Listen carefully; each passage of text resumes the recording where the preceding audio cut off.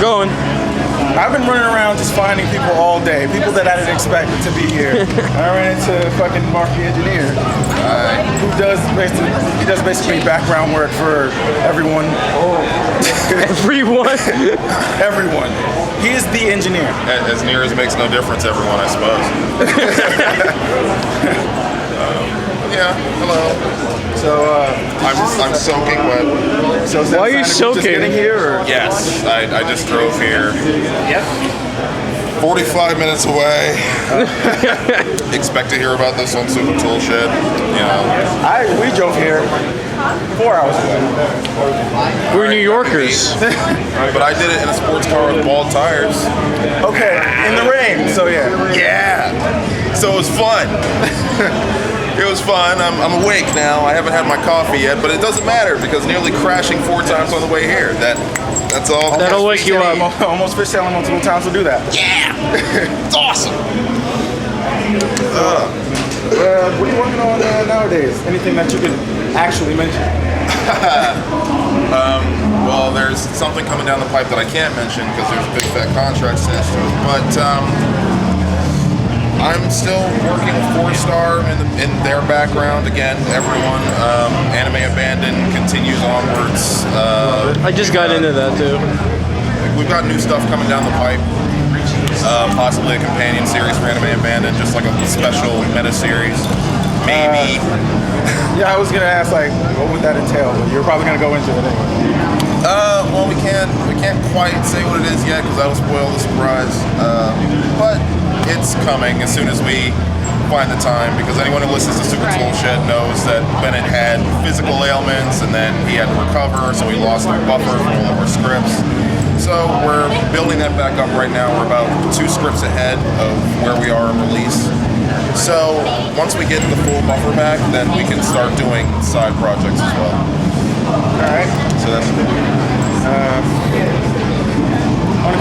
don't back away, the mic on that thing I sucks. know, I'm trying to get 2 shot, damn it. Just do it guerrilla style, face to face, fuck it. okay. But like, any new bands you listening to right now? Right now, no. Or music in general? I'm musically tone deaf. Like I listened to the Halo 2 soundtrack the whole way here. I don't know. Like right now, I'm still pretty stuck on Elbow, and my favorite song in there is Grounds for Divorce, as is evidenced by the Anime Abandoned scissor reel. But beyond that, man, like I don't do like new music very often. It only comes to me in the form of video games mostly. Like, oh man, I remember this moment, I need this soundtrack. Like the last soundtrack that I bought was the one for Bastion, just because I really liked like every part of that soundtrack. There was never a bad track in it. I keep hearing good things about that, but I have kind of a thing with myself that I don't really like listening to soundtracks to games I haven't played.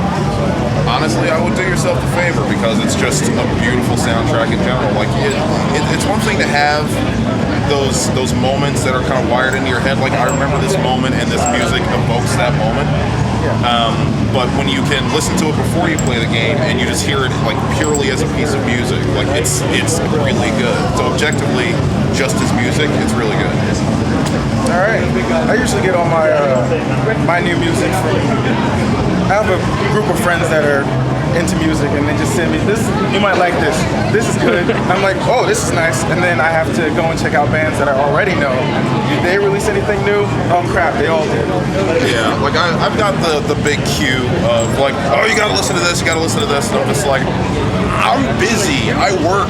Yeah. You know, so but I try to every once in a while listen to something new based on recommendations, and you know, also check on the bands that I still listen to, whether or not they're doing anything new. Like Disturbed is coming off of hiatus. Yeah. You know, whenever 9 Inch Nails does anything, That's also coming back. yeah, and that's exciting news for me. So, yeah, like musically, mostly I'm dead to the world, but every once in a while I crawl out of the grave and go, oh, look, there's so many nice new things around. Yeah. You know? And then I just go back to like, there's no new music, everything sucks. These roses are great. These roses are dead. Yeah, exactly. Like, get off my lawn, you know, that sort of, like, as an aging nerd, as an aging music fan, that's just kind of the inevitability of it. To just like lose your sense of what's relatively good depending on the landscape, and just be like, this is I'm with you on this one. I don't even Pandora. I have my MP3 player. Oh yeah, I still use my Zune. I still have my Zune. It still works. It's 120 gigs. It's like 40% full. And I just never saw the need to well, I'm anti-Apple anyway, so I just never saw the need to transfer over to a different MP3 player or a different medium. When I installed my radio in my car, I had the option of having a CD player or no CD player, and the no CD player was $20 less, but it came with Pandora streaming and Bluetooth, and I went, well, I don't use CDs anymore. I've got my Zune, so that's an easy choice to make, and then that's what's in my car right now. I got a Zen myself, no Bluetooth, but oh man, the Zen. It's one of the old Vision M's. When I worked retail, I worked at FYE, and we used to sell Zens. Like that was our big, like, it was almost a store exclusive player, and I was sitting around like, now I'm gonna get a Zune. Like, well, you get 10% more off your discount with the Zen. Yeah, I don't care. I'm getting a Zune. Bye. My friend has the HD one with the HD radio on it. It's really nice. Yeah, I just couldn't make the sacrifice of storage for a little screen about as big as a postage stamp. So I said, like, that might be nice. I mean, he has the HD Zen. Yeah. I mean Zune. Yeah. He has the HD Zune. Yeah, I couldn't make that sacrifice. I really couldn't, because the screen wasn't very big. I don't watch video on the go, or I didn't at the time. It still wasn't a thing yet. I don't watch video on my thing anyway. Because what I had at the time was I had a PSP. You know, it's like, why would I have less storage, smaller screen? No, I think I'll just carry two devices because I have these things called pockets. Yeah. So that was my rationale at that point. I feel you on that one. Any new games you've been keeping up with? No, honestly, I haven't played a game since Deadpool. I'm working that much. Oh. I'm genuinely working so much that my game system started collecting dust, and they are all, like, my Xbox is off-white color. My PlayStation 3 is a distinct color of gray, and I haven't bought into a new generation system yet. Yeah. But I will by the time Halo 5 comes out, because I'm a huge Halo guy. I'm waiting for Metal Gear myself. And then even then, I still might wait like a year or two. Yeah, like as far as new generation is always concerned, I really don't buy into launch anymore. And the reason why is just because, you know, like, you buy the system at launch, and then usually the games, broken. Like, everything's broken, the games aren't very good, and more Or there's no importantly, games. and you kind of sit there and you go like, well, I guess this is the best that we can do for right now. I have to justify my $400 purchase, and then you buy Perfect Dark Zero and it sucks. So after the last launch, after the 360 launch, I said I don't need to buy a launch anymore. I'm not chomping at the bit to have I can watch Netflix. Yeah, like, the only thing I was playing on my PlayStation 3 was Netflix. So, you know, Best game. most 3 years running. used game. Yeah, like, that's what I would tell anybody who asked, like, what are you playing these days? Netflix. Basically. So, yeah, man. I mean, like, I'll buy into the new generation very soon, before Halo 5 comes out, before the new crop of games comes out, because this year's E3 was the first time in a long time that I really gave a damn. Because everything else has just been like, sequel, who cares, and this year was like a lot of new and exciting stuff. So this actually does justify my purchase. Like, they're getting me to buy my ticket just by, I don't know, actually trying. So it's like, so long as it's not a huge sequel that I don't care about, other than Halo 5, because I'm a hypocrite that way. But yeah, like, I'll buy into the new generation. If you're on the wagon, you're on the wagon. Yeah, but once I get on the wagon, I can remain objective enough to say, like, okay, I don't need everything, and not everything is made of gold. So, you know, at the end of the day, You're on the wagon, but if the wagon breaks down, you're not going to get out and push. Yeah, exactly, and that comes with being an aging gamer. I think that, you know, when you first start out, like, I would say that in your teens, like, everything's great and everything's awesome, and you don't really have much of an opinion on everything, and then you start to form that opinion more and more as you get older, and then start off like that.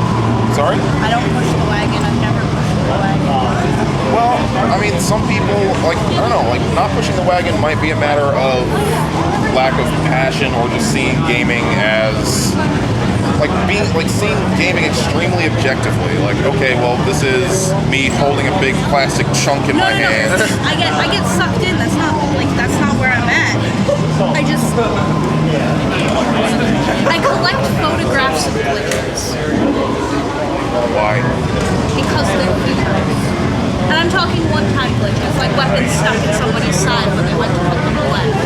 Or falling through the ground of an obviously there before and not dying because the game's like, hey, you're just gonna walk around in the background for a while. Like, I have pictures of it. I'm talking like I've experienced some pretty interesting glitches. And I mean, I've gone and done the whole gathering like everything and everything, but it's just I get tired of people bragging. It's the other people that We're here now. This is where we are. like people who are like, look at my super high gamer score, look at all the trophies I have. It's like you should be proud of that, but don't be like you're an inferior gamer. I've got it. Everybody expresses their love of the hobby in different ways. I mean, that's not exclusive to gaming. That's in life. I'm the best artist. I'm the best guy who runs, a quarter mile. I'm the best at this, the best at that. And generally speaking, I mean, speaking to character, there's going to be people who are nice about it, who are gracious about the fact that they are naturally talented or work very hard to be superior, or there's going to be people that are going to wave it in people's faces. That's what I mean by falling to the floor and walking on the background. Good old-fashioned lack of collision detection. And then Now go visit God. that one's one of my favorites too. What's going on there? Weapon got stuck trying to put it away. It's literally just sitting on her skirt. It was floating on her skirt for like a half an hour.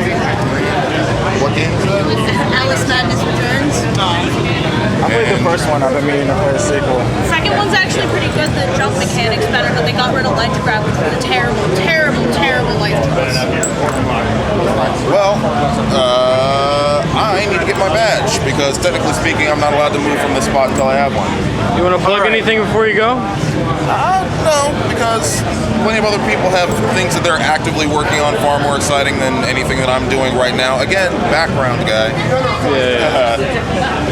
I'm deathly afraid of your camera. I don't do camera. I do microphone. So, yeah, nothing to pen. Also an accomplished voice actor. Well, some people say that, and other people Have opinions. Other people being me, and just like. Alright, so it's fair to say you get in where you fit in. I get in I need that on a shirt. I get in where I fit in, man. Exactly.